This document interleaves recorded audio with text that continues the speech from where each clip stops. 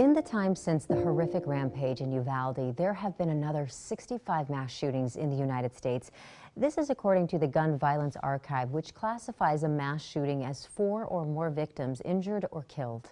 For gun control advocates, efforts to curb the violence are painfully slow, and for those watching from abroad, the lack of progress can be baffling. KXAN's Tom Miller looked at the last mass shooting in a British school and what's changed in the UK since. A well-regulated militia being necessary to the security of a free state, the right of the people to keep and bear arms, shall not be infringed. Let's try it now. Should be a micro little dot now. Yeah, the Second Amendment means I have the right to own and carry weapons. Protection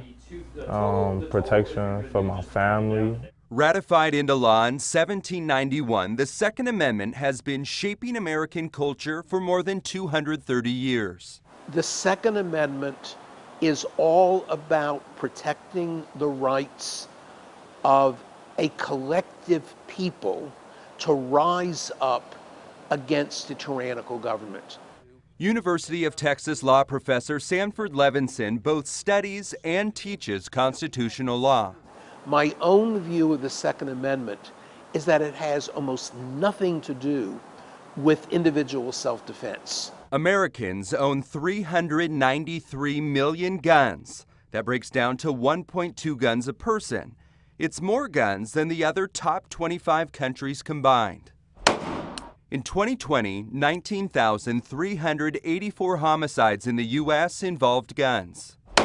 So far this year, there have been 27 shootings on school campuses, killing or injuring 83 people. In America, despite new laws after mass shootings, they keep happening. Our neighbors overseas tried a different approach with a different outcome. The reaction in Scotland, the reaction in the whole of Britain was one of absolute horror. In 1996, Britain saw its worst school shooting. A shooter armed with 4 handguns killed a teacher and 16 children in the small town of Dunblane, Scotland. That day, Mick North lost his 5-year-old daughter, Sophie, just 18 months after losing his wife. The first reaction, it was mostly one of numbness. I mean, just not understanding what had happened, not understanding that, this person who I'd shared the previous 18 months with entirely was just not there anymore. Unlike in the U.S., Britain does not guarantee its citizens the right to bear arms. Within a year of the Dunblane shooting, North and others successfully lobbied British lawmakers to ban all handguns in the U.K. Despite the grief we were going through, it was important to continue to remind people what happened until something changed. The laws changed in 1997. There hasn't been a mass school shooting since. In the UK, there's fewer than 1 gun per every 20 people. In a 12-month period from 2020 to 2021 in the UK, a place with a population of about 67 million, shootings killed just 38 people. Again, in 2020 in the US, with our population of 329 million, roughly 5 times the size of the UK, guns killed more than 19,000 people.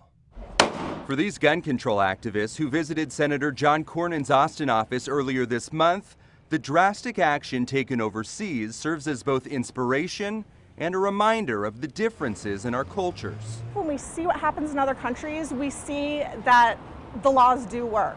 The difference in America is the easy access to guns.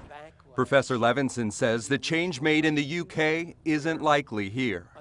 A ban on handguns, no, that is not in the future. I see no circumstances where public opinion would move really to support that.